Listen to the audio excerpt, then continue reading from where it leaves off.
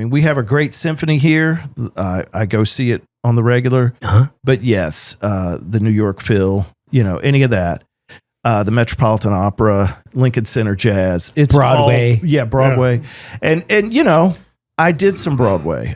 That's another discussion perhaps later on today or at another time. But it's all amazing. And yes, you do learn to live with less and trading for the creative energy and art of the city. That being said, you also change your standards because everyone else is in the same boat.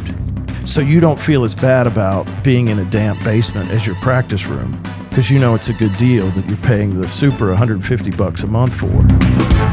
This is the Rich Redmond Show. So yeah, the drum show, man. Hey, wasn't it great? I had a great time. It's always a fun thing to go to and see everybody because the drum community here, around here, thick as thieves. It's thick, but it's like they're all so good. I'm not just in playability, but just good, just decent people. You know how Steve Earle used to call this guitar town. Now it's drum town. I mean, there are so many drummers. If you're waiting tables or parking cars, most likely you're an up and coming drummer, or you're driving an Uber. I mean, every time my Uber drivers say, "Yeah, I'm a drummer. I just moved to town." I'm like, "Wow, this is incredible." It was really cool. We got to debut some of our merch. Yeah, if you just go to richredmond.com, you click on the podcast icon. Or wait a minute, therichredmondshow.com. Or you can also do that because it's all talking to each other. It's all redirected, but you can use our code. It's a discount code FALL25. You get 25% off. That's right. Is it case sensitive? I would just do all caps just in case. Yeah, because that's how we talk, in all caps. Yes, everything we do. And most people, I talk. Jim, have you ever got an email from me that didn't have 3 exclamation points minimum? I would say definitely minimum. Yes. Or texts. Typically, I just talk in small caps. So, who's our guest today, Mr. Well, I mean, the voice you're hearing is a longtime friend hailing from Wingate, North Carolina. He's calling Nashville home for 21 years. He's got a master's degree in jazz drumming from the Manhattan School of Music. So useful, yeah. It's pretty incredible. I mean, he is a seriously multifaceted drummer. He's had a multi-decade career in New York and Nashville. He's also a top call arranger, producer, songwriter, does so many things so well. We met back in 1998. We'll get into that story, but this is the kind of versatility he's got, Jim. I mean, he plays the Grand Ole Opry. He's played CBGB with rock bands. He's played Carnegie Hall with a choir, and he's played with Chuck D from Public Enemy at the Hammerstein Ballroom. I've also seen him as a drummer in a million television shows where he gets to back up people like Sting and Stevie Wonder. And then a mile long, as they say in Great Britain, his CV is a mile long. Joe Perry, Steven Tyler, Pam Tillis, Terry Clark, Robin Ford. He tours with Robin Ford, tours with Christopher Cross. Talking about our friend Wes Little. What's up, man? Hey, what's up, Rich? Dude, thank you for making the trip out here. I said, man, we never get to see each other because we're always trapped behind drums. So sometimes it takes an interview to get us together. I know, it's crazy. I actually saw Derek Phillips last night at a show we were both playing, and we were like, man, we got to get together. And we live like 10 minutes away from each other. And Charlie Morgan's in the same neighborhood, and Jerry Rowe. And we all just like make the same like, hey man, we got to get together, and then it just never happens. So this is great that this actually happened. We got together. I know, right? I'm forcing relationships. Now I forget. You're either in Donaldson or East Nashville. Donaldson. Yeah. It's become like this sort of musician friendly hangout, and I don't know why, but a lot of us just live over there. It's the new East Nashville. I guess it maybe is. It's affordability meets practicality and locale by the airport. Yep. And then you're 20 minutes to downtown on a good day. Yes. And then you have a Whataburger. Unfortunately, yes, there is that. It was funny to see it in its initial stages because people were lined up for like an hour to get in there, and I was just trying to go to Lowe's. But now it's like every other Whataburger. I think the hype is over. Yeah, I'm trying to. I used to live out there with the guys. Me and the guys in the band used to have band houses, in Donaldson and Hermitage. And you're talking about the Lowe's. Is that over on like Andrew Jackson Parkway? Exactly. Yeah. It's right across from the Home Depot, so you can pit them against one another. Yeah, what is that? It's like always the case. Yeah. If they don't have it, I'll just go across the street, kind of like Nashville with music. But maybe it's like a business model that they use to look at that mug. Look at the mug. Not behind you. Oh, I thought you had an image of the mug. No, he just picked it up. Oh, the mug. And you're leading with that mug today. Oh, yeah. I saw this nice, beautifully decorated, different interior than exterior. This mug, it's infamous. People have been asking for this mug for 5 years, and we finally placated them. And where they can get it at theRichRedmondShow.com. They surely can. You could get the merch page right there, and everything's 25% off with the discount code FALL25. And water does taste better in the mug. So there's that. Oh my God. It tastes sweeter. Yeah. Yeah, sweet water. So, we go back. I mean, I don't know where to start. This is kind of just a kind of a free-flowing thing, but we did meet in 1998. The year was 1998. Springfield, Mass. The Big E. It's like a county fair. It's called the Big Eastern States Exposition. Oh no, it's a Jim. Give yourself a good up. That's what it's called. No, it's a state fair. It's the state fair. It's a multi-state fair. Yeah. It is a sexpo. It's not a sexpo, but it is an expo. The Middle Eastern State, Big Eastern States Exposition. Yes. And so your bride was our background singer, Britt Savage. You guys have been married for some time, and but you were courting at the time. Oh yeah, we were courting. I still lived in New York City, and it's kind of complicated, but essentially we met on a gig. Yeah, and she had already made. I had just come off a divorce, and she had already made plans to move to Nashville before we ever met. So she moved to Nashville, and we dated long distance for like 6 years. Yeah. Oh, wow. And then we were married for like 5 long distance because I still lived in Brooklyn all that time. But she was down here. She was down here. Oh, wow. That's crazy cool. Yeah. You don't hear about that. Long distance it's marriages. Insane. Yeah, it's insane. Yeah. I got to ask for that time frame of you being in that part of the world. Sure. New York City. Yes. Mid-90s. Yes. Were you familiar with a lot of the bands that played around the area? Well, yeah, I was in a couple of original bands, but I definitely would check out things in the city. Most of what I would check out was jazz. Okay. But, I got to hear the Meters. I got to hear Little Feat, Tramps, if you remember Tramps. Sure. The Village Gate, I got to hear people. Sweet Basil, I got to hear Schofield and Bill Stewart. Yeah. So mostly jazz artists. Okay. Not a really, lot of them. Not too much rock or anything like that. There was a few things I would be into, but honestly, I was trying to, before I started playing with Chuck, was trying to be in a couple of original bands. Yeah. Right. And we were just trying to get record deals and do the whole thing. Do the young 20-something thing. Yeah, the thing where, I can still live on ramen and be cool. Yeah. So. And you had a starter marriage, like I did in my 20s. Oh yeah. It was completely awful. Yeah, I did. So you guys are not in touch. No. Ooh, no. I would say, we parted under amicable terms would be the nice legal way to put it. But honestly, we were both very, very young, and probably had no business getting married, and it was a big ask. For somebody from a small town, I had my sights trained on coming up and doing music within New York's confines. She didn't really have that. So I can't blame her, but at the same time, it was not a good fit. The 20s is a great time to experiment and check boxes and go after things that could be incredibly difficult that might not happen, but you just approach it like with a huge smile on your face, enthusiastically starving. But then did you know that's what you were doing at that time? Well, I don't think a lot of 20-year-olds do. Well, you know what? I knew that I was starving for a reason, because when I moved here in 97, Jim Morelli and I were like going after the thing. We were in Dallas, Texas. Sure. So at that time, you were doing the New York thing. And then let's face it, when, the world sees New York City as a cultural epicenter where anything can happen. Capital of the world. Yeah. City that never sleeps. So of course you're anything can happen. You can end up playing with an international Italian pop star or a K-pop artist or someone that was in a very famous, needle moving rap band. Exactly. And that was what was so great about it. I mean, I moved up there not knowing, well, first of all, I went to the Manhattan School of Music mainly just to get acquainted with the city. Yeah.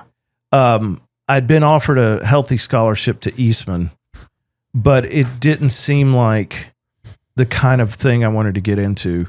And the weather was just kind of atrocious. That's a whole other matter. But well, they were really still pushing mallet and timpani. exactly. So I knew that while I may study with John Beck or whomever, which is awesome. It was Larry Aberman did that. Yeah, exactly. Yeah. And I got a story about Larry. He was instrumental in me getting this book deal. But basically, I didn't want to have to sort of be a grad student and teach. So I made the decision to go to the Manhattan School of Music. The scholarship wasn't as hefty, but it allowed me to move to New York City. But it was a big jump from North Carolina to Harlem. I mean, that is a cultural shock. It was. And for about a year, it was very shocking. It was. Did you have like a Southern accent? Because you don't have one now, really. Man, I tell you, when I first moved up there, you can't even imagine. So what it evened out. Say. Yes. After a while, and I find people make fun of me for this, but I find if I immerse myself in sort of a dialect and a sound for a while, it's like you're over in Brooklyn over there. Yeah. And this guy comes up, he says, hey, the Bronx. The Bronx. Hey, this guy over here. This guy over here. And, that guy, I can't say things. Well, maybe I can, but, that guy doesn't know D about F. It eventually becomes part of my. Yeah. I found when I was living up there, I would talk much faster. It wasn't, it's just to keep up. Just to keep up, try to make sure everybody understood what I was saying. Yeah, with me being from Connecticut. Yeah, pal. When I came down here to the South, I was like, man, things operate pretty slowly down here. Oh, yeah. And I had to actually slow down. Yes. To fit in. Absolutely. But then actually, I think when I realized that there is only one you and you're uniquely you, and stop trying to be someone else and stop trying to play like this other person. As soon as I owned my own uniqueness, shit started to happen. Yeah, that's what Vinny Colaiuta said on that Dom Famularo in Sessions clip, which always has stuck with me. He said, man, I'm just not going to chase it. I'm going to stop chasing it. And that's when his phone started to ring. Nice. Yeah. It's like finding a girlfriend. Yeah. You find her when you stop looking. Exactly. Yeah. Yep. And then you marry her and take her to Brooklyn and wish you hadn't. That's right. So how long did that marriage last? 3 years? The practice marriage was about a year and a half. Oh, okay. And I don't want to disparage her. She's a perfectly lovely person. Yeah. It's just, it wasn't the right thing. No. Well, I don't even know where my first wife is. I have no idea. Mine moved back to where we went to college, which is probably what she should have done. Yeah. It made sense. We both went to ECU in Greenville, North Carolina. So it's a big step from Greenville, North Carolina to Brooklyn, So just familiarizing yourself with it's a whole cultural thing, like all the train lines and it's complicated. Man. It's kind of complicated. And then just the schlep of like, hey, I got to go uptown and I got to schlep this little bebop kid. Am I going in a taxi? Taxis have gone up.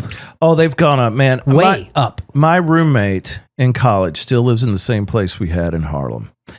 And it's about 2 blocks from the Manhattan School of Music. It was a great place to live there. The rent was cheap at the time. The neighborhood has since become gentrified. So is it East Harlem? It's west. Okay. So it's right on Broadway, like 125th and Broadway. Okay. Literally, it was like the Blues Brothers with the trains. Mm-hmm. We had to watch TV with headphones because the elevated train. And then finally, we got some of that loaded vinyl, that you put in studios, and we put it in the front windows. And so your friend still lives there because it's rent controlled? Exactly. Wow. But he still gets in a cab with his laundry and drives down to 106th from 125th to do his laundry. Oh, my God. At the time, I built a practice room in my bedroom. It was a 7x10. This is how my studio building started. Built a practice room in my bedroom and had a tiny little ladder about this big and would walk up the ladder and sleep on top of the practice room. And the drums were set up beneath it. And I didn't care because there was a laundry underneath at the time. And there was an Ethiopian restaurant that would start up about 3 a.m. So they could say nothing about noise. And then the guys upstairs were playing merengue, and that would start on Saturday night. So it was like.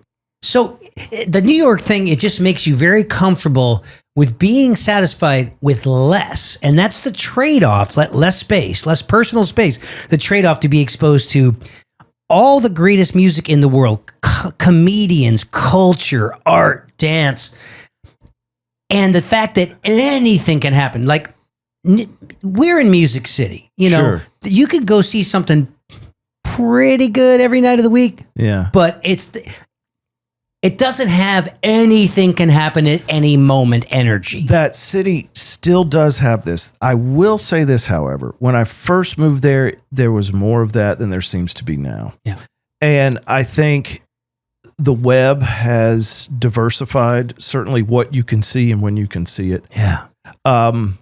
But I think as the city became more expensive and cost prohibitive, the artists and creatives tend to branch out. And now if they have platforms like the internet, they don't have to rely on it being so much geographically located where the action is. However, yes, if you want to see amazing jazz, amazing opera, we have a great symphony here.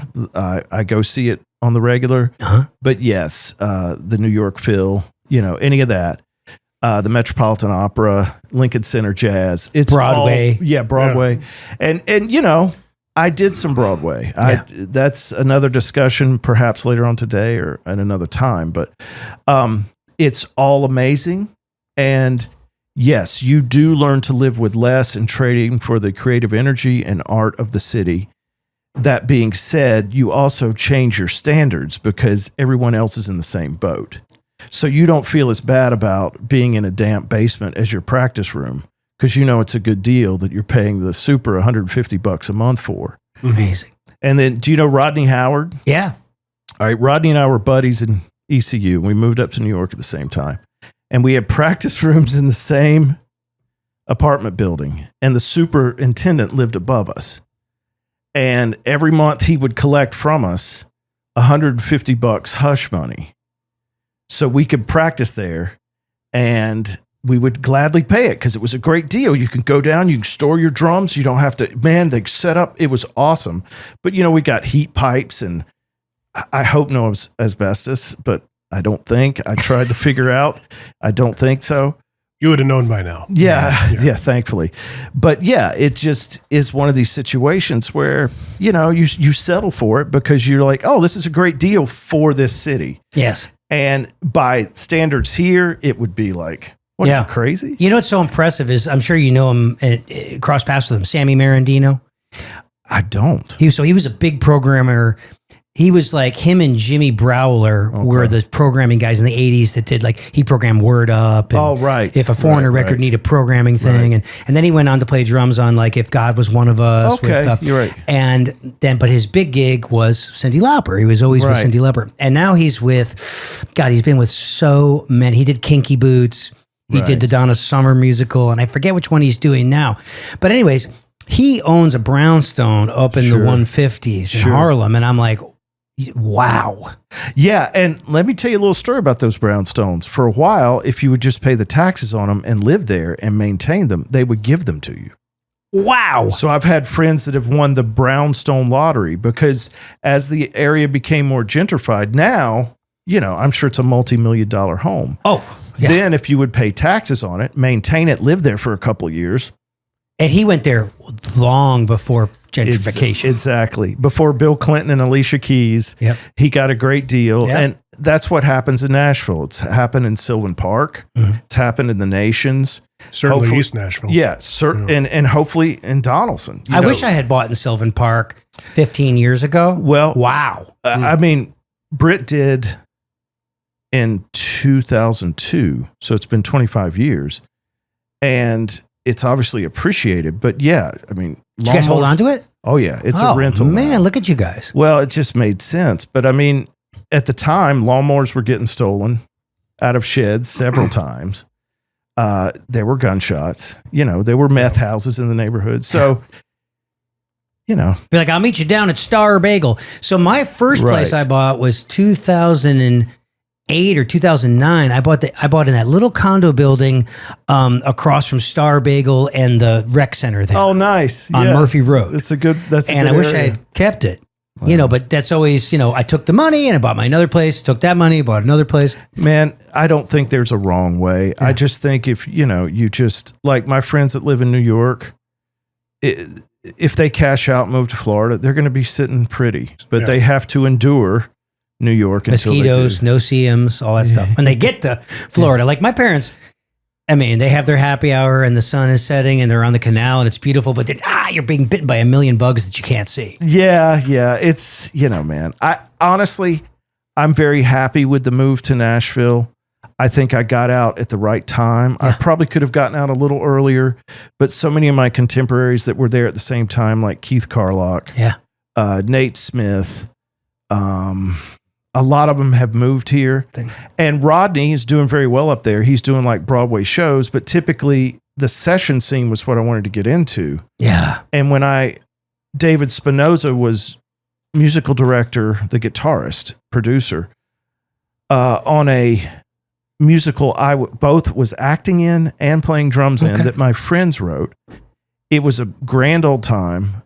But I knew when Spinoza told me that he was doing Hairspray and had sort of been doing that the session scene for me was never going to happen up there. You know, for a handful of guys like Sean Pelton or Sean Pelton is another one who bought and can play drums in his place. Exactly. Wow. Yeah. And but it takes like being on a union television show for 25 years. It does. And you know, I've got friends that have been on SNL like Paula Sola. And these shows, the Saturday Night Live thing especially was a very coveted gig. And Letterman was a very coveted gig. And so any of those that can run union scale for a while can set you up nicely. Yeah. But, you know, there's only so many shows. How can Letterman be a coveted gig if Anton had that seat? I mean, he was a fixture. Or we're talking like the other guys in the band, right? Yeah. Well, I'm just saying like coveted meaning that everybody wants that gig. Oh, right. Like, I thought it was like an actual, well, hey, there's a possibility. Oh, no. Yeah. Anton was there. And I mean, I worked with Paul Schaefer at Carnegie Hall on a Motown tribute with Ray Chew. And I got to know Ray through a buddy I'd done weddings with, who is now playing keys for Nile Rodgers. Wow. But that led to a lot of TV and a lot of cool stuff. But by that time, I'd already moved here. It was like 2009, 2010. So I made a conscious choice just to try to focus my efforts here. And I'm glad I did. And you have. And so you're wearing all the hats like we all are in the sense that you've toured with Robin Ford, which is great because you get to play, you know, approachable fusion, R&B infused fusion. There's still, you can clap on 2 and 4. Right. Christopher Cross, amazing songbook. Sure. And then doing the Music Row hustle. And then you have your own studio. Right. And doing some teaching at all or no? Every now and again, I'll get a student here and there. I really, because of the session thing, it's been hard to have any regularity. Yeah. You know, because we're in such an 11th hour session business now. So I took a gig out of town like a week or so from now. And I was thinking, okay, it's a Friday night. We fly out day of show. I'll be back on Saturday. I can do something for my friend on Saturday night. They have a CD release. But then somebody called me for a session on Saturday. So now I'm scrambling to see what red eyes I can get maybe after the show. And I'm because you don't want to say no to a session ever. And it just reminds me that in this business, I just need to stay put. You know, if Paul McCartney calls, of course I'm going to go. Yeah. Well, but you also it's about that much. It's about like, let's say it's 1/1000th of this much of a chance. Yeah. Then I would go. But you're saying that the culture, the satisfaction that you're getting from playing on something that will be heard for all time is greater than the travel, the hotel rooms, and the live experience. Well, man, I've been thinking about this a lot lately, and I am so happy for my friends that are out. I love seeing them work. I love seeing them play. I think just with my skill set and the way my brain is wired, it makes the most sense for me to do sessions. Only because it requires an intense amount of focus in a very short period of time. And that seems to work well for my brain. I don't do well sitting because it's either from so many decades on the stool or maybe I broke my tailbone or something. But like, I can't do these long protracted sets like they do on Broadway here, you know? So after about 2 hours, I'm kind of like, but, you know, granted, in a show like Jason's or a show like McCartney's or 90 minutes, baby. Yeah. So that's all doable. But I'm just saying, for me, it seemed to match my skill set. And I do better when I can really keep my brain occupied at home. So, you know, whether it's in the studio or learning a new skill or doing something. And you engineer yourself, right? Yes. Which is a wonderful thing. I mean, because it's so overwhelming to think that I not only have to use the part of my brain to use complete creativity to bring the song to life, I have to deal with all the zeros and the ones and the colors and the shortcuts and file management and rendering no thanks. I would rather not. But I've also found that, like, I have a few engineers at my place, like Kenny Varga is great. Kenny's really helped me design the studio. What's up, Kenny? Yeah, Kenny has killed it. And Kenny's actually engineering on a podcast type of YouTube thing that Brian Allen and I are trying to do. We've already got 10 of them in the can. We want to get a few more and do a monthly release. Is it like a talking/playing podcast? Yes. That's cool. I should pitch this as our little thing, but it's called Between Two Grooves.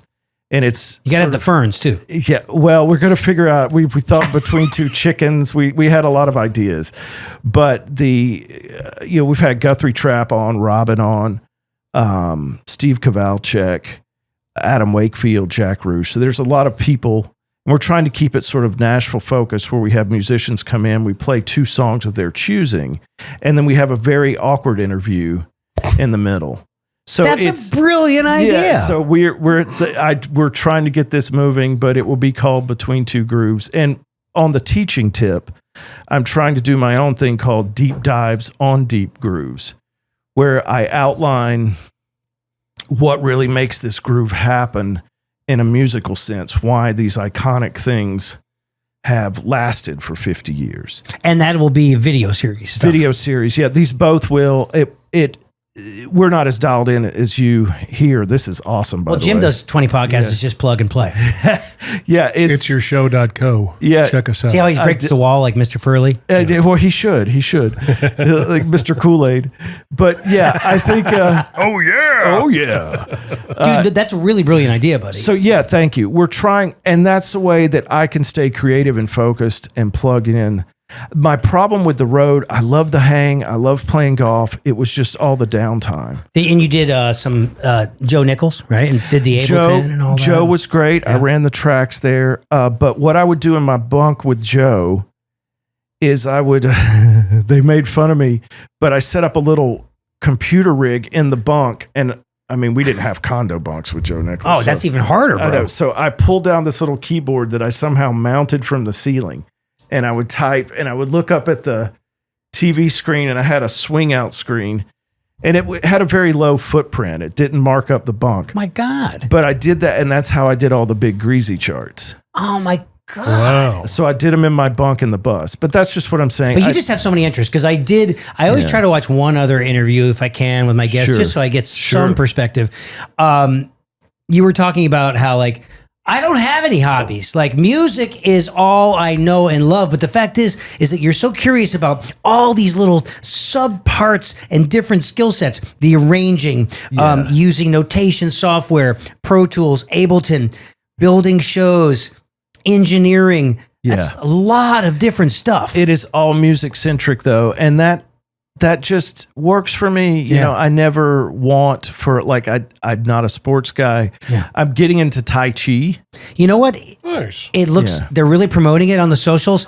Stop going to the gym. And they've got this guy who's completely ripped. It's like, no, the guy still goes to the gym. Yeah. But this is all about mobility and flexibility. And alone time and getting centered. And it's like, it looks really great. Yeah, calming I've been the going mind. I've been doing Tai Chi. Oh, really? I'm ripped. Works for me. That's Tai Chi worked for me. Where are you doing the Tai Chi? Oh, I'm just joking. I'm not really. Oh, I'm riding my bike every. Biking other day. is That's great. nice. Mountain I biking. enjoy cycling out in Shelby Park, Yeah. but the Tai Chi for me, it sort of ties in with drumming. And the more deeper I get into it, it's like, yes, you're learning these moves, but you're learning how to react and so nothing's really structured. And that's kind of the way it works for me. I mean, what I loved about being on the road was you could get in your bunk and somebody was going to wake you up. They were going to tell you where you were eating. They were going to tell you where, I mean, it was great. You get to cheat. Yeah. You had to There's your worry day. about nothing. Yeah. And they would set up your drums for you and all this stuff. And that's amazing. And it just for me, it was all that downtime. Yeah. And, you know, the 22 and a half hours a day of downtime was still playing the show for an hour and a half was still greater than that. But at some point I was like, man, you know, I really just want to be able to focus on these things. And so I just kind of made that choice after Robin to sort of consciously withdraw from the road. I mean, that's a great chair. Tom Breckline was in that chair. Oh, yeah. Christopher Koss, they've used Carlisle. I went to school at Carlisle. Oh, yeah. I had a practice room next to the guy. That's and I used funny. to sub for him with Dallas. We had this killer band called Dallas Brass and Electric, and it's still around. nice. It's a horn band, you know, so you're doing the Sanborn, you're doing the Chicago, you're doing Blood, Sweat, and Tears, you're doing all the stuff. And, you know, back then it was crazy. We didn't even have Tama rhythm watches. We just had one of those little dial metronomes that would go from like 98 to 100. Where's 99? Right. So I'd write down the BPMs and I'd have my little charts. I'm like, I'm subbing for Keith. This guy is we all just knew he was going to move to New York and change the world. You know, as soon as he moves there, he gets the job with Harry Belafonte. Yeah. And the dude that he played at the 55 bar with. Oh, well, Wayne Krantz Wayne is where I Krantz. first saw him. Yeah. I mean, I heard that band with Zach Danziger, who in my mind is just another level. Well, the patience he has to do his one-man show with the triggering in the film. So Jim, he triggers every sounds and bits of film behind him in real time, and it somehow all coordinates. It's called Wednesday Night Titans. And then I think he has another one called Local Access or Cable Access. But the amount of pre-preparation that goes into something like that is insane. Is insane. Wow. And it's all improvised. It's like a Tony Verderosa type thing. Yeah, But remember him? Yeah. What happened, Tony? Where are you? Yeah. Where are you, Tony? Well, let me Drums get on can that. become annoying at Yes, some point. yeah. But yeah, I mean, Keith has done very well, and I always admired his story. Like, he saved up his money. He was sending tapes to Wayne Krantz before he even lived there. I didn't know that. Yeah, Wow. that's what I heard. And then that's sort of how he got in. And then from that associating with Wayne, he has now the Steely Dan gig that he has now. Yeah. Not that he wouldn't have gotten there some other way, but it's he and Sean Pelton were both very inspiring stories. And I wish that I just had the wherewithal and knowledge at that time to kind of follow in their path. But I just sort of went the school route and trying to figure it out, you know, country boy in the city. But isn't Nashville nice in the sense that you can buy a house, you can have dirt under your feet, it's relatively safe. Well, that's why It's a thing. That's why Keith is here. Yeah. I mean, I don't know if he would say that directly, but Yeah. I mean, he's living not far from here. Yeah. And I think it's a great place to raise a family. I think the paradigm has changed since I lived in New York. You have so much more access because of this platform. And that's why I'm trying to utilize it as well. I think both of those things, for as far as like a new media outlet for you, are pretty incredible. And I do remember seeing you. You did a recent PASIC clinic, right? Was it 22 or 23? I did 23. I did one in 2016 with Brian. Was you and Brian. Yeah. And it was great because you would take grooves and you'd be like, here's this kind of like 16th No Funk grig that's totally on the grid. Right. And now I'm going to loosen it up and make it more New Orleans. And now I'm going to back phrase and I'm going to push it. And now I'm going to add a little bit of a swing to it. And you were talking on the mic while you were doing those things. Right. I just went up to Drumeo to film Is a bunch it of up content there? for them. Oh, okay, cool. And I had to have the headset mic Oh yeah. and talk about everything I was Yeah, teaching. absolutely. And I had never done that. Yeah. I just threw myself into the deep end of the pool. You figure it out. Yeah. It's, well, I mean, the thing about PASIC that's great is you've got a room full of drummers, and to present there's a lot of preparation. It's 50 minutes. So as you've done it, right? And you're good because you guys know we have 50 minutes, not 59, because then that puts the other act exactly 10 minutes So behind. they are very much, on the clock, and there's just no time to play. The clinics that I've enjoyed, I just get the most information from them in that 50 minutes. And guys can go up there and play for 50 minutes, and that's great, but now you can see a video of them doing that. My favorite is when someone goes up there and they say, oh yeah, I'm going to do all my teaching and everything, but they don't ever run the program.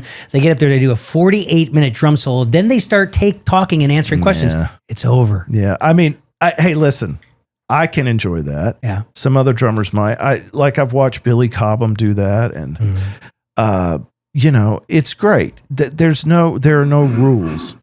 However, I think for me, like Sean did a great one where he would sort of play along with videos that he had done with like Sheryl Crow or all these guys live, and he would play the exact same fills, and he would explain why this works, and I think it just gives, excuse me, a better perspective.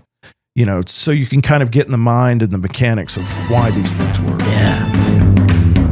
If you're listening to this podcast, it means you're already looking to improve your drumming. Why not level it up in person with me when you book a one-on-one day drum intensive? Drummers from around the world have traveled to Nashville to study with me. We cover subjects like reading, rudiments, technique, hand development, charting, the Nashville number system, styles, percussion, music biz insider info, career development, positive mindset, and much more. Of course, we address all of your questions, and my deep curriculum has helped players of all kinds move the ball down the field to be closer to their goals, even getting accepted to college music programs, moving to that dream music town, getting gigs, and keeping them.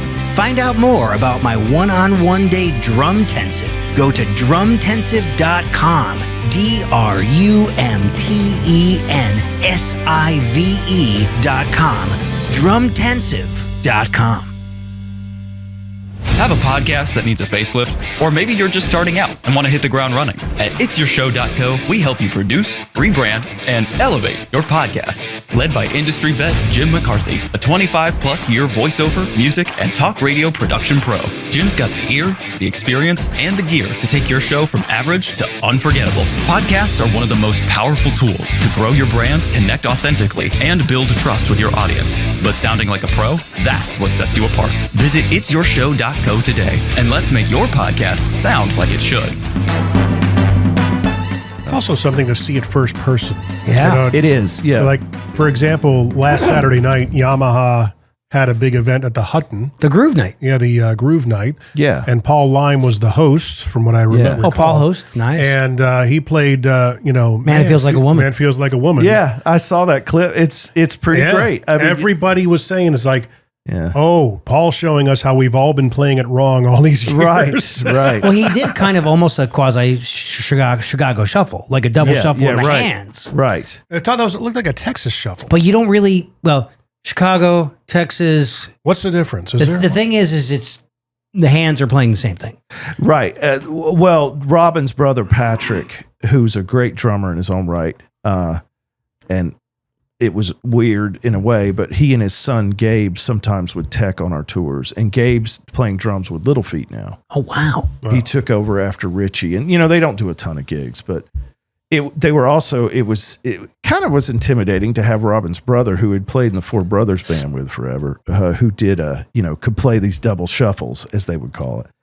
And it's pretty incredible when you hear it just, just when it dials in. Because you don't hear the snare drum part on Man, It Feels Like a Woman. You just hear a highly mixed hat. And and I don't know what part of Mutt that was, or what part of, I could only imagine how long and how intensive those sessions. You see his Mutt flaps? Have you seen those? The felt. So Paul has this thing called Mutt flaps, and that's basically a cymbal felt. Okay. And then he puts gaff connecting to so it's almost like a redneck. Like a gate.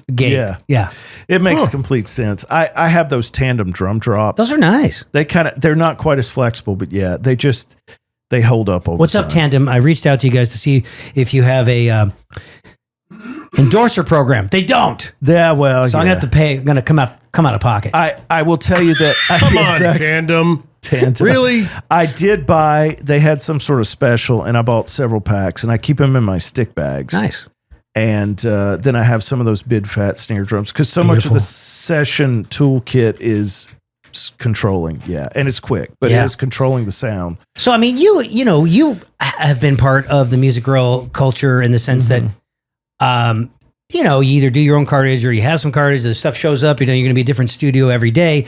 What's the difference now that you got your own place? What's the percentage? Are you at your place a lot? You just say like, hey, let's just do the whole session at my place. It comes up. I mean, there are a few drummers like Grady Saxman. Oh, he's got a factory. Yeah, he does. And I over there subbing for Grady the other day. He probably had something else going on, or maybe he was out of town or something. And then I think Lonnie Wilson, it's like these Shannon Forrest, these are places that I won't see because typically most of my stuff now, I would say is a good 75% out of the studio and 25% within. Nice. But I'll do a bunch of remotes that I don't sort of include in that tally. So those are just me engineering. I've got a separate Pro Tool, a monitor and a keyboard that mirror what's in the control room. Nice. That's like Tony Mora. Exactly. Yeah. Tony was in a bunch of Club Date bands in New York before he moved down here. That's right. So yes, it's a way to kind of find. Is that word of mouth? Like, do you advertise for your remote tracking services? Or like, are you on like Air Gigs or Sound Better? Or I haven't yet, man. It's just been word of mouth, and that's been fine. I want to get the brand and me out there. I definitely do. I want to more so. I feel like after 9 years, the first person actually in there recording before it was a working studio was Christopher Cross. Yeah. And the poor guy was running Pro Tools, and we had yet to put in control room glass. So, we were getting tracks done, and it took me, as a labor of love, like 9 years to get it dialed in. Wow. But now I feel like it's there. I've got a logo. So another thing that kept me from advertising was the, what was it? Coop DeVille? Coop DeVille. Robin Ford actually named it that, which I think was What's funny. the story? I don't know. We have some chickens. And, you got some free range chickens in the backyard? Do you eat the eggs? Yes. Now they're superior tasting, are they not? To Kroger? Well, they're free. Yeah. So there's that. And that always tastes better. Yeah, the free does. Now, if you see blood in them, I wouldn't go there. The problem is one of the chickens had to have antibiotics, and when they do that, then you can't eat the eggs. Yeah. So it's like interesting. Then they were pets for a while, but Robin just always found it funny, so he called it Coop DeVille, and it just stuck. That's and amazing. Yeah, so I credit him with that. To Robin goes all the credit. But I think Christopher was mentioning a good second contender was Little's Chicken Coop, or Chicken Little's Coop or something. But I don't know. Coop DeVille just had the right ring to it. And Keith Brogdon, if you know Keith. Yeah. Keith, also a great drummer, but an extraordinary graphic designer, did the logos. I didn't know that. What's up, Keith? We might need his services. Yeah, he's great. He's a hell of a rock drummer. Yeah, and get him on here and to talk about that. And man, logos, posters, design. I remember running into him all the time over at the 12th and Porter hang in the late 90s, because all of us kind of like closet rockers would converge over at 12th and Porter and 3rd and Lindsley. Yeah, yep. Yeah, it's great, man. He's a great cat. He's another one where like, man, we got to get together because we're both from North Carolina, but it's just so hard. I mean, Marcus Finney, Charlie Morgan, Jerry Rowe, Derek Phillips, all these people live in Donaldson. And you could have the Donaldson Drummers Club as opposed to the Woodland Hills Drum Club. I think we probably should. Yeah. I don't know how it would necessarily go, but it's hard to, we'll see each other in passing, but it's hard to get together. Yeah. But Keith is another one I'd like to hang with. He's designing a logo also for the deep dives on Deep Grooves. Nice. And he designed one, and he's also designing one for the Hudson music book I'm doing. Okay. So tell us about that. Because you were talking about Larry Aberman. Yes. I met Larry, I forget how I met him. Maybe he was playing with Mandy Moore, And as you know, in this town, it is a difficult. Oh, Mandy Barnett. I'm sorry. Yeah, I said the wrong thing. Mandy Barnett. As you know, in this town, it's hard to find drummers that can read standard notation sometimes. So when I have these gigs at Rudy's or some of these jazz gigs where they're reading normal lead sheets or even drum set notation, which is rare, but it Keep me on the drum set notation list. I for sure will. Of course. I mean, dude, it's because it can make the difference in the gig going well or not. Yeah. And being that he reads standard, there are a few guys I know. I was talking with Derek Phillips last night, like being that you read standard, you know, it's good to know because it will come up where I'll need a sub. So I'd called Larry to sub for something and he couldn't do it, but it didn't matter. You know, he's on the list. And then he contacted me because I had lamented about Finale, which I've used since I was in undergrad. And then college. you decided to stop the program. They stopped it. So now there's this new program called Dorico, which when Finale moved, this is getting nerdy, but when Finale was bought out by Avid, these guys, and they started Sibelius, these guys split off. Was it? No, maybe it was when Sibelius got bought up by, anyway, they split off from Sibelius. And then they form their own software, and it's great for music notation. So I'm in the process of moving all my charts over. Larry said, hey, I've got some things I need for my drum students to get over from Finale to Dorico. Can I come over? And so in the midst of that hang, I was showing him, Dorico, or it might be Dorico. I don't know how they say it. It's Dorico. And it's fantastic music notation software. The code is a lot less fat than it was on Finale, and it's just a more efficient program. And there's a guy in town that's sort of a beta tester, and I've been talking with him about it. And he assures me that all the printing facets will be there. But right now I'm still finishing up this book in Finale. When I was on tour with Christopher Cross in 2021, the downtime, I used that tour. I gotta write a book. Yeah. Well, I used the downtime to practice, and it probably was annoying them. I understand, but I used that tour to kind of get out of the COVID mindset and sort of reset. And I was doing Rudimental Ritual every day. Alan Dawson's. Yeah. So I'd memorized that, and then I had Gadamants memorized. The whole book? Yeah. So I would just play the rudiments. I would go practice for like 2 or 3 hours. Sometimes we'd do the show. I'd practice after the show. I was just determined to get my hands together for once in my life. And then, wait a minute, your hands, you never, were you ever in a marching band? I was, man, but here's the town is so small where I'm from. I joined the high school marching band in 7th grade because they didn't have enough people. And all my training has sort of been on the job. So I never had a teacher. I mean, I had the guy down the street in the neighborhood with a splash cymbal as a crash cymbal. That was my teacher.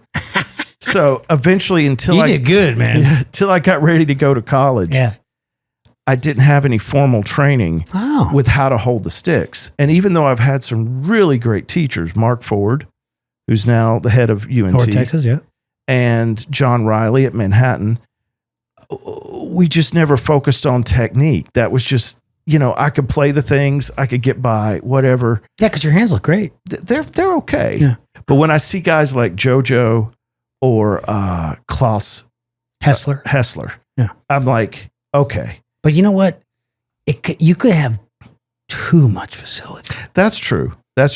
I guess for me and, Phil Leon. Oh, yeah. He and I have been focusing on free strokes and trying just to figure out how to make all this happen. And I feel like an idiot because I did a clinic with Dom Famolaro, and I could have talked to him about all that, but we were talking about whatever bullshit we talk about. But I really should have just taken that time in the clinic to take a lesson with him and say, hey man, tell me about this from Chapin and Moeller and what this means and how this works.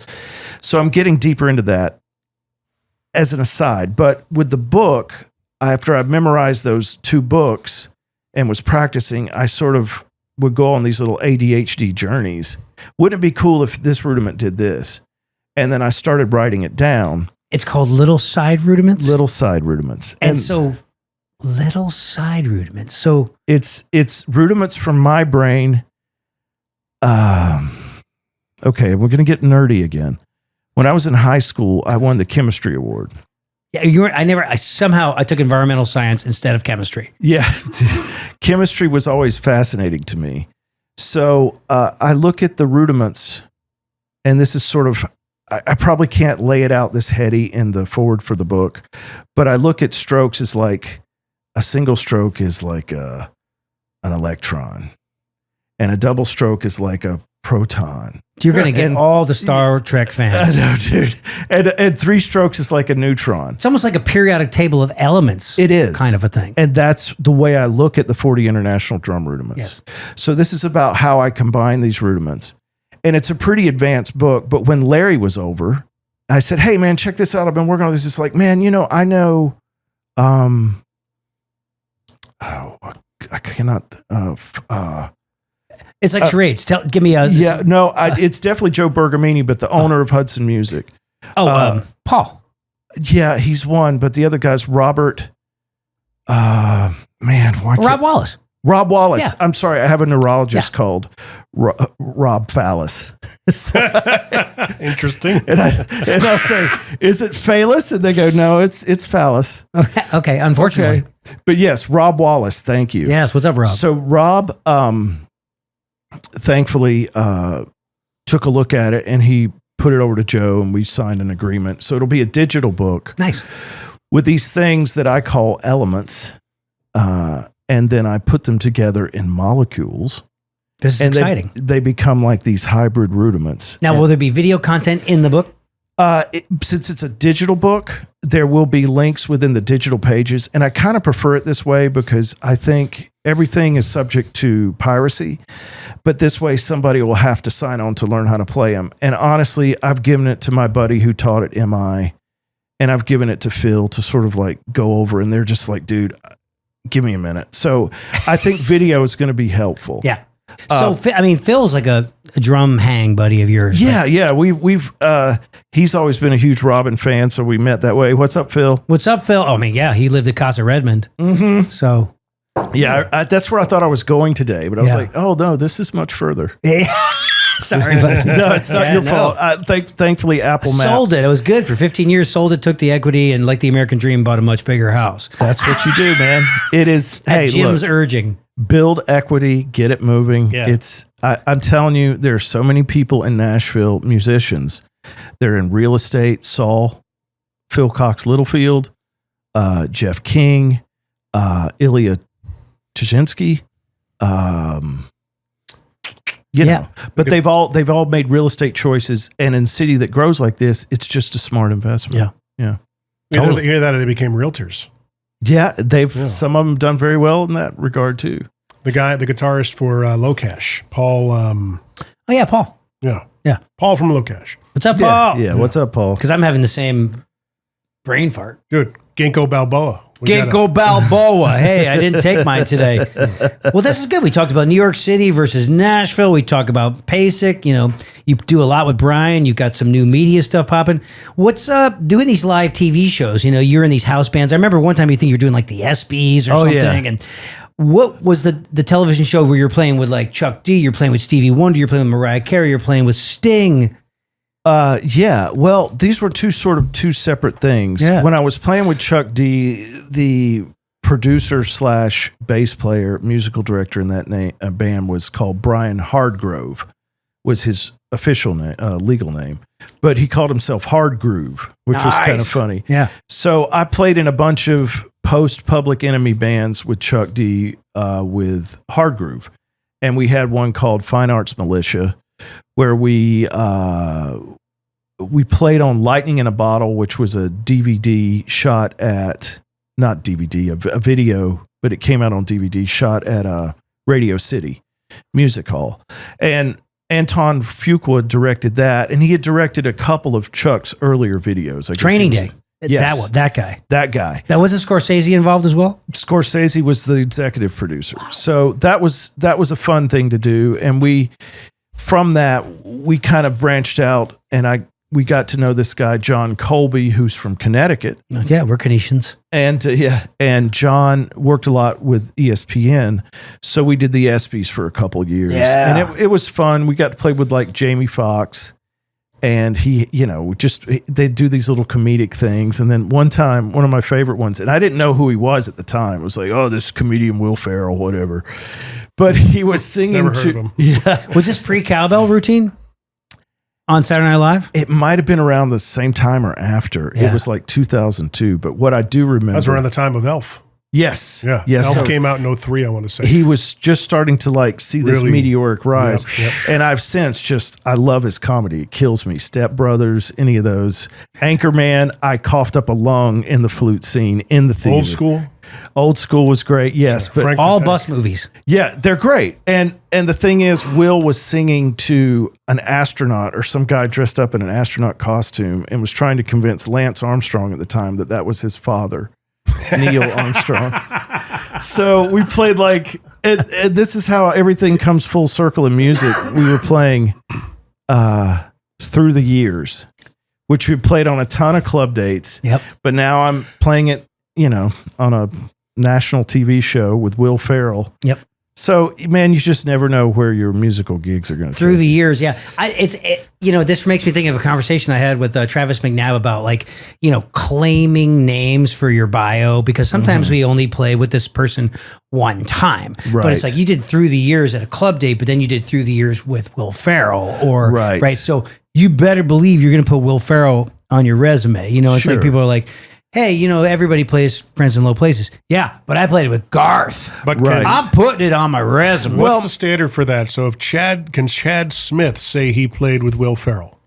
Yes. Absolutely. Yes. Well, and Because they had a drum battle. yeah, they had a drum battle. And for me, and man, that is how it is uncanny how similar they look in that. I mean, that's the joke. I know, but it is like, I really wonder if they're like genetically somehow connected. It's crazy. It is. And the funny thing is, Chad Smith is like a super nice guy, and obviously he's got natural God-given groove, feel, talent coming out of it, charisma. I mean, he goes to MI for like 30 days and gets the job with the Chili Peppers. Right. But he must have an amazing publicist because he is everywhere. He is Yeah. the house drummer Yeah. everywhere. Yeah. Rock and Roll Hall of Fame. Yeah. Ozzy's Sammy thing, Hagar, but- Ozzy's thing, yeah. Yeah. And man, Arnoff, like there've been some gigs where like some of these like gigs I did with Ray Chew where, I play with Beyonce, Alicia Keys, Mariah Carey, Sting, Stevie Wonder, Amazing. all these people in the same night. Yes. And if anybody's like, oh, you didn't play with them, I'm like, well, here's the video. Yeah, dude. So I And feel I like like on your YouTube channel, it says Yeah. Wes Little with Sting, Right. Wes Little with Stevie Wonder. And that's Very the smart. thing. I do Like, the same thing. I mean, man, it's like, it's not about like, I did a tour with these people, Right. but But you could have. yeah, but let's look at it this way. I mean, like Matt Chamberlain didn't tour with the Wallflowers, but he did spend time. Maybe he did, but he did spend time recording One Headlight. Yep. And that was, whatever, a session or two, however they did it. The thing is, we didn't have time to set up cymbals, so that's why there's no. But I'm just saying, that's iconic. He didn't have to tour the world with them to achieve that status. Totally. And I might say that, first of all, this about me. I love the entertainment business. I mean, I love the Hollywood factor of a television show. It's high pressure, and there's a director over here, and I'm like, am I going to have the feed from the yeah. announcer? Oh, yeah. Like, you might not. I was like, just watch me over here. I'm going to give you 5, 4, 3, and then it's just so, ladies and gentlemen, and we have the biggest job because we Man. are directing traffic. Well, like Eddie and Mark have called me to sub for the Opry when one of them can't make it. That's nice. Or they have to be in, and that's great. I love the gig, but it is that. It's like you'll get the material the day of. Yep. There's number charts. You number charts, and they are exquisite. Larry Paxton or Matt McKenzie will do the charts. They look great, but you still have to do your homework and you have to keep your head on a swivel. And I think because of all that live TV that I've done, I'm able to interface in those situations and not get freaked out. Yeah. Because I remember Ray on the mic when Obama was out there getting ready to come out, saying, okay, horns, here's what we're going to do. We're going to end with the Isn't She Lovely lick. This is on stage. As they're about to come out. He's like, oh, we're going to do this bumper. I want you to go, dot, dot, dot, dot, dot, dot, dot, dot. That's the way we're going to end this. That's what Ray said on the talkback. They come out, we do it. Some of the horns got it. I think I got it, but that's what it is, man. You can't, and I think that's what works well for my brain. I think it likes to be challenged and under stress in some weird way. Yeah. Organized chaos. Yeah. So, well, you were telling me a little bit about your brain. yes. Is there a diagnosis, ADHD, or? My sister thinks that I should have been. Yeah. I mean, what does it matter, really? Yeah. It's I was very hyperactive as a child. I think I funneled that into drums. I think I like to be constantly moving and thinking. So I think that plays in. I'm going to talk to, doctors about it and say, hey, should I get tested? Thankfully, I've learned in some ways to manage it, but definitely when I look at like me cleaning up a house or just doing menial tasks, it looks like, what the hell is he doing? Like if I were to watch a video, I'll go in one room and work on something for a minute, then I'll stop. I'll come back in the room and I'll get distracted and I'll so work on the entire house is just partially cleaned. but I'll make the rounds and eventually get it done. But so that's where I start to wonder, like, and then the more I get into it and, talking with, I don't know, just like my sister's on some medication now and I think it's helped her with her focus. So then I'm thinking, well, maybe I'll consider it. But, we all learn to manage, but I'm just saying there is a component of hyper focusing that I have when it's challenging and stressful. But when it becomes like the downtime, that's when I tend to lose focus. Yeah, interesting. So that's why I think this is a good fit for me. I mean, I did Broadway in New York City. Yeah. And knew the contractor and had done several shows and had done a couple on the road. And it was great. But by the end of the tour, I was just kind of going insane. Because of the same material every night. Yes. Yes.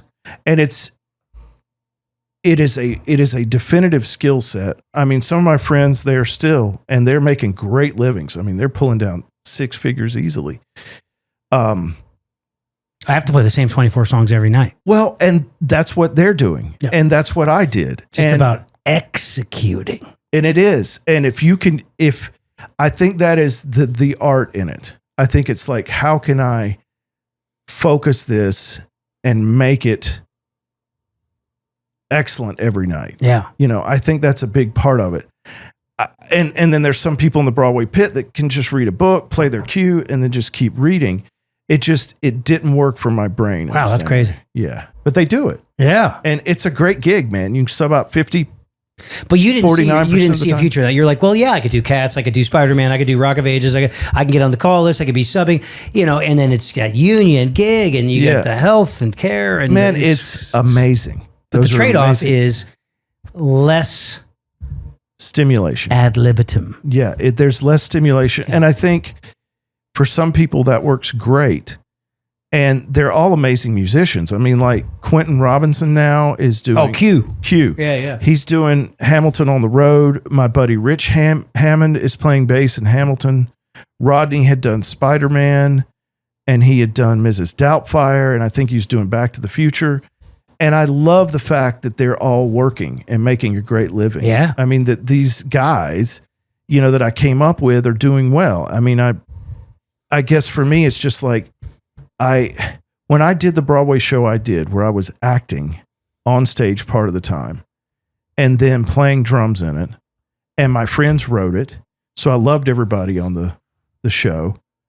And when I realized after that 3 months was up, it was like, man, I'm still feeling kind of like, like I was kind of glad it was finished. Right. I wasn't for the sake of money or for their sakes, but just that, okay, this 8 show a week thing. Yeah. But I realized that it's never going to get any more stimulating than this. I mean, being on stage, acting, even though it was the part of a drummer that couldn't speak, and I just sneezed, it still... You were away from the drums. I was away from the drums and interacting with the audience. Yeah. And at that point, while I was doing that, I realized, well, maybe I'll write a musical. So I did. But it just never. Damn, Wes. I never did anything with it. You are a classic overachiever. Well, I'm just an idiot, but I like to keep moving. But you know that Opry thing has got you written all over it. I mean, I would love it too because you get to play the myriad of styles that defines modern country music. I mean, we're talking like, because you're going to get those retro artists that are the ancient members. You're going to do stick and brush, and then you're going to be doing the bro country, and there's going to be loops, and then you're going to be doing 90s type stuff, and you're all over the place. Southern gospel, 6/8 stuff, shuffles, train beats. I mean, I would love that. But it's an awesome gig, and Eddie and Mark share it, and I think that's great. If they need me to step in more of a role, I'll be glad to do it. I'm perfectly glad to do it every just now and again. Yeah. Because it is stimulating. But I will say it's a great crew. Everybody is super pro over there, and they're very sweet people. And I know most of them personally now. Mm-hmm. So, hey, I'm curious. 10 minutes from the house. Is it? I know it's union scale, but what is it? Because it's radio. It's not TV. I never know. And it's not a recording. I never know.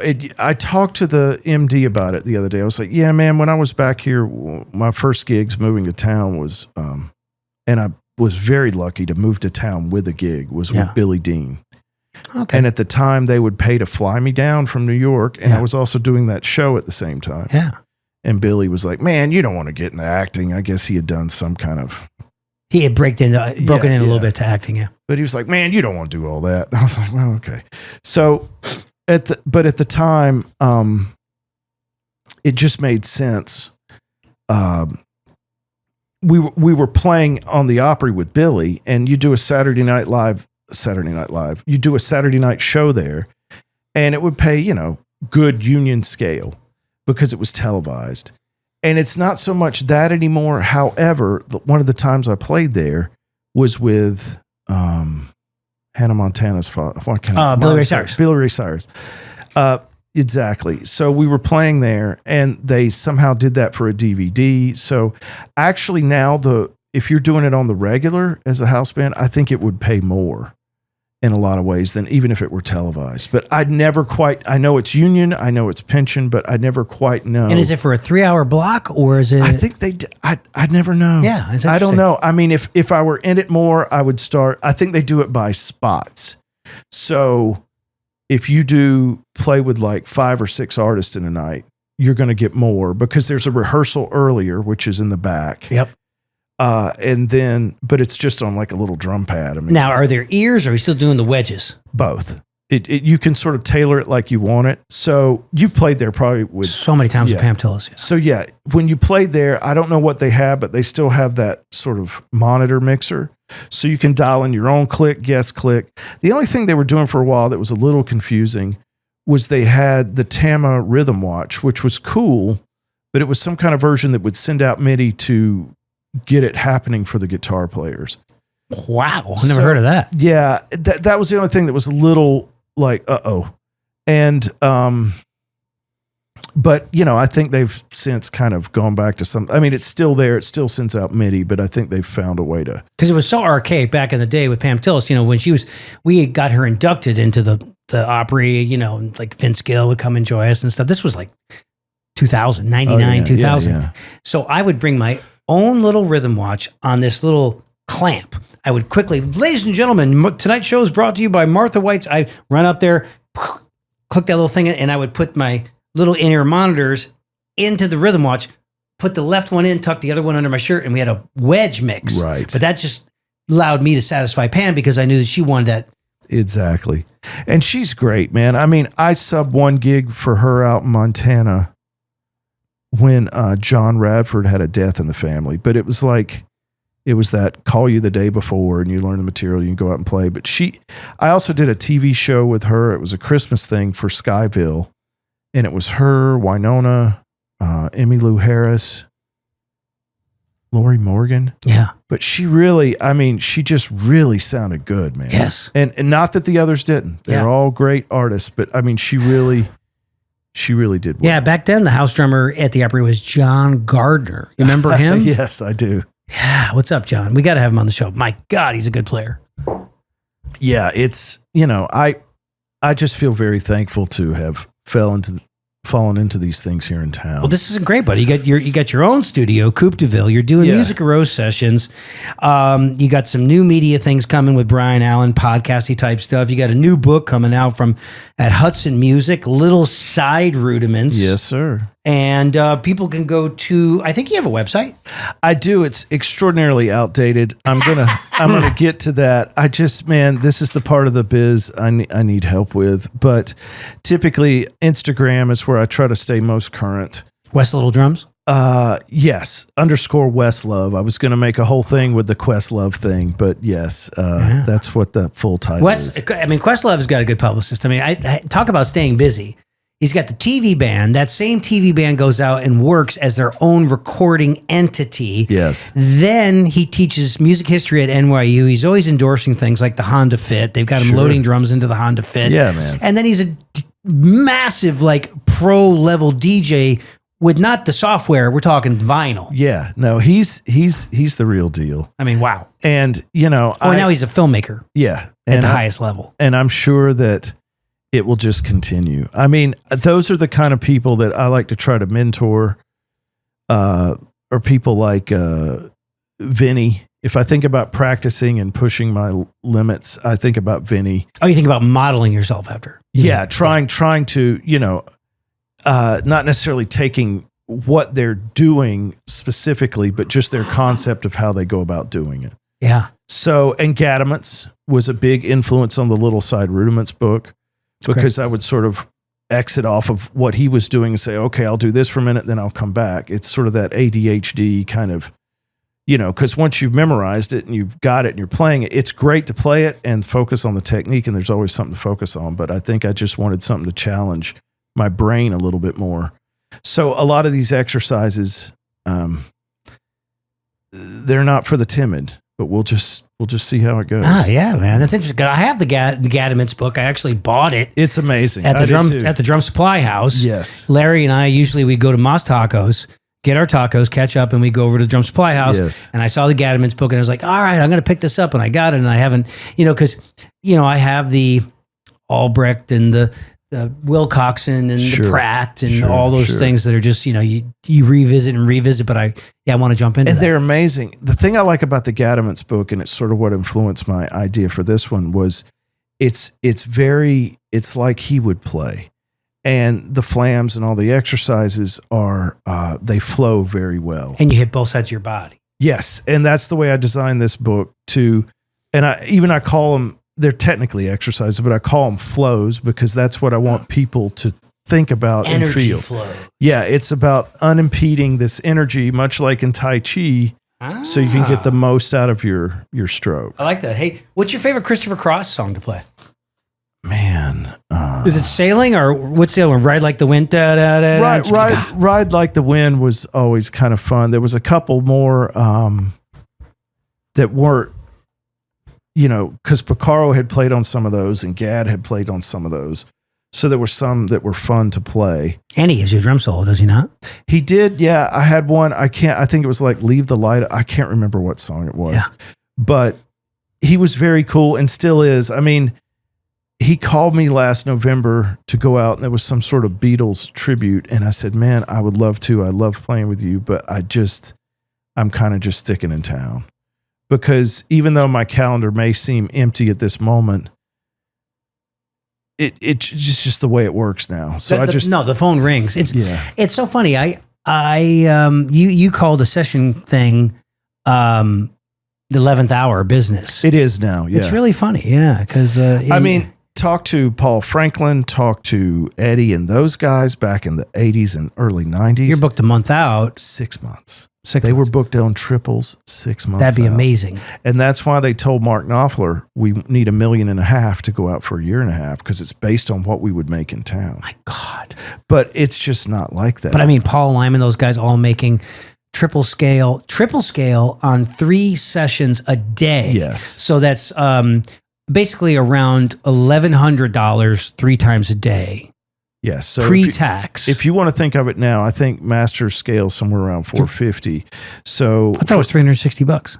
Maybe it is. Yeah, I don't. It's $360. Is it that So what by it the is? time you pay your self-employment taxes, Oh, okay. I got what you're saying. and pay your Yeah. union dues, Yeah, you're yeah. walking with $215. Well, I got to check that because I was thinking it was more up around 400, but let's just say it's 350. That ends up being 1050. Then that ends up being 3150 per day for a triple scale.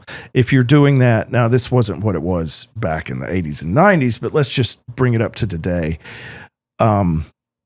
You're making about I don't know, 15,000 A week. 17,000 a week. Yeah. If you were doing that in today's standards. And then if you multiply that, yeah, Let's take 15. Let's say on the low side. it's $750,000 a year. 780,000. Yes. That's nice. Yeah. It's really nice. You're tired. You're Yeah. gonna But hate music. Just for the record, Yeah. nobody's doing that. No, nobody. I've only got not to have a pissing contest, but all these years in Nashville, 28 years in Nashville, I've only got double scale one time. Man, It was out of the kindness of one person's Yeah. heart. They're like, I did you deserve this. it's not normal. It can happen. Like the last one of any consequence was the Tim McGraw and Faith Hill record that I did. Yeah. And I think that's because Shannon was out with Toto. But that was double scale Nice. and it was great. And we had maybe a week of sessions. Yeah. But the thing actually that ended up yielding more was the secondary film music market fund, whatever Yes. they call that.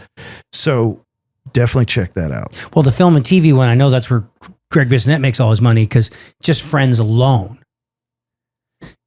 And then the Born Supremacy and all that stuff that he played on and all the Mighty Winds and The guys out in LA now that are doing the film work, sick. they're the cats that they are the Nashville triple scale guys Yeah.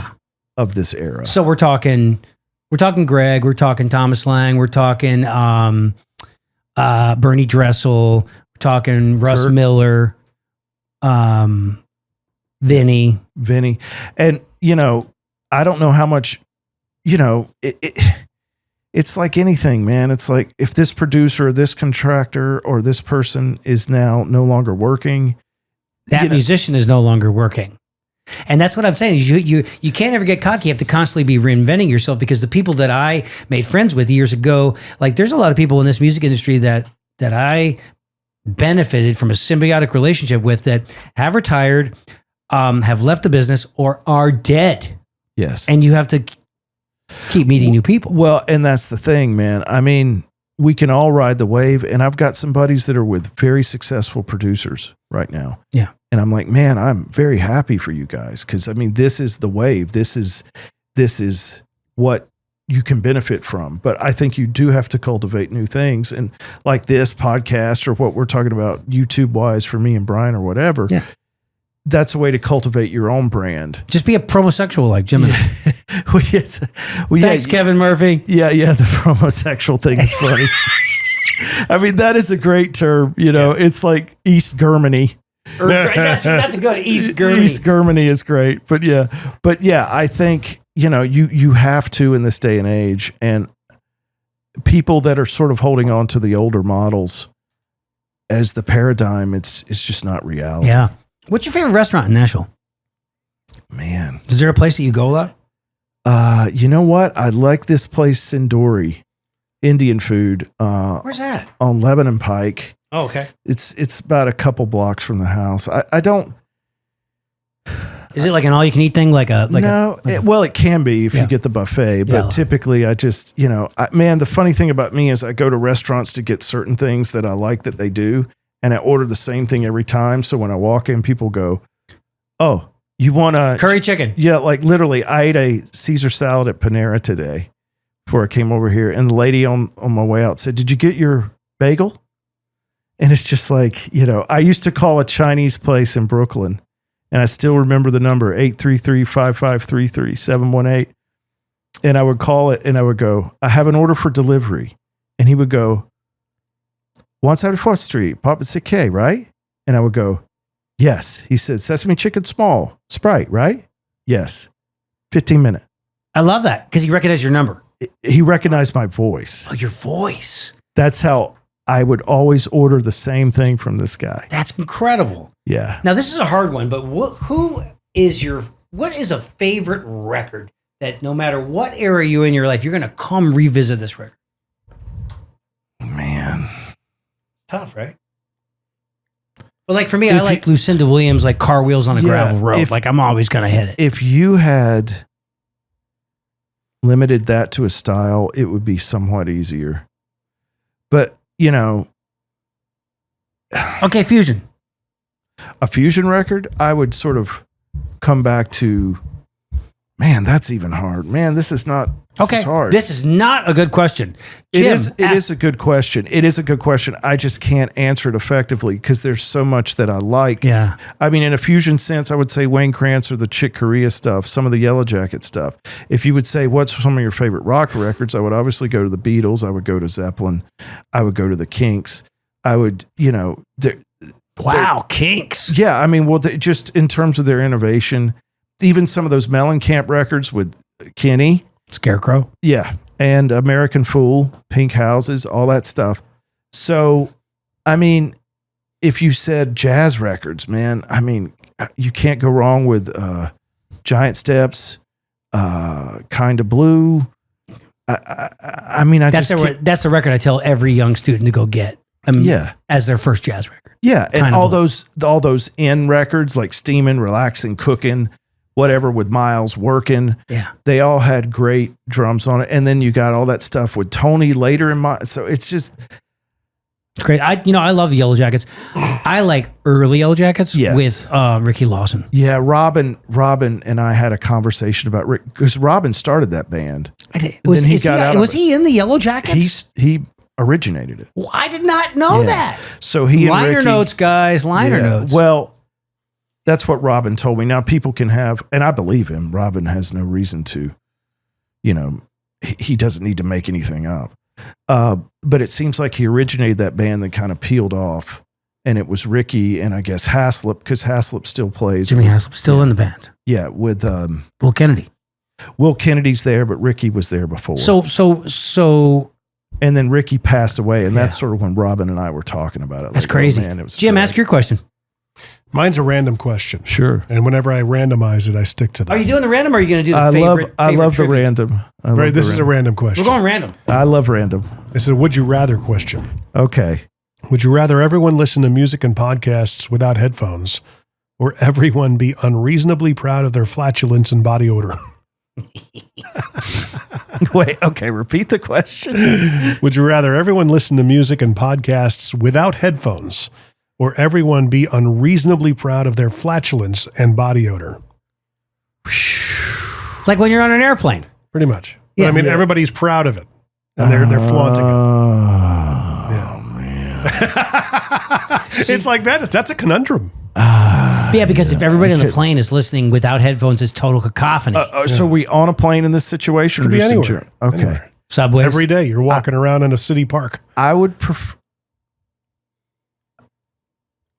Oh, man. I think you'd get used to the flatulence and the smell. I think it would be very hard to listen to a podcast without headphones. I mean, as a person who is such an oral person, that's hard for me. I mean, I guess I could put the earplugs in my nose. Right. True. And somehow fight through it. Honestly, I would like to live in a world where neither is the case. Obviously. But sometimes we have these choices to make. In a world. Yeah. I will say that I'm I probably have to go with the needing the headphones. Yeah. The noise would get to me after a while. Yeah. Yeah. I can't. It's amazing how many people just listen or make speaker calls. Why are you off the mic? Oh, sorry. Speaker calls. And it's just so. They do that because it's, it's attention.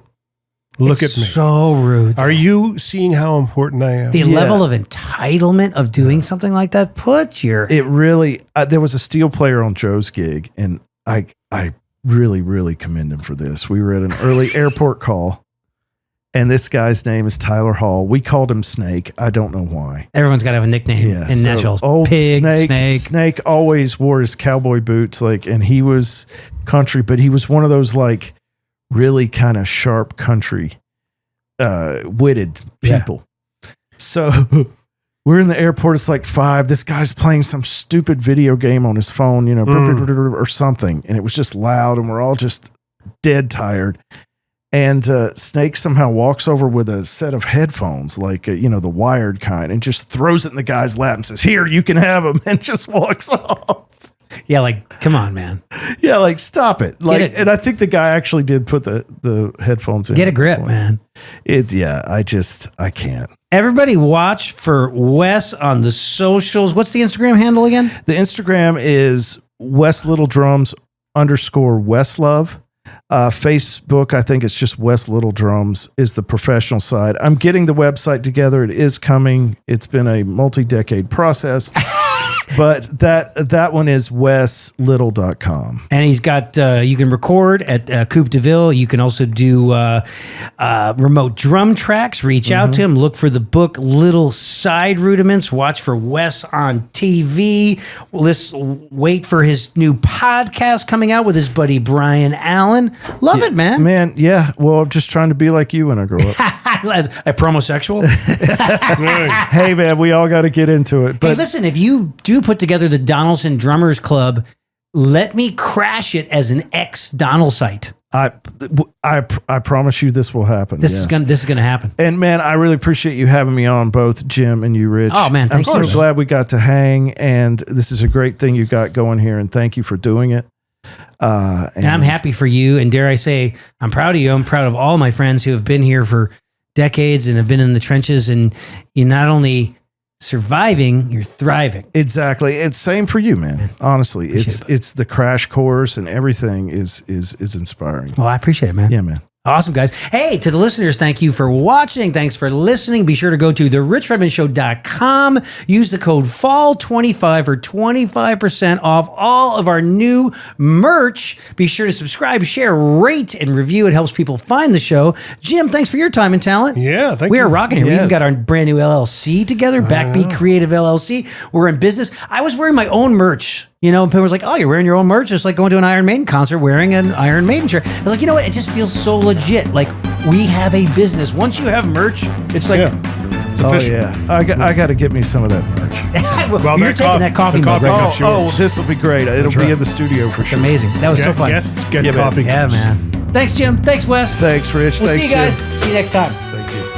This has been The Rich Redmond Show. Subscribe, rate, and follow along at richredmond.com/podcasts.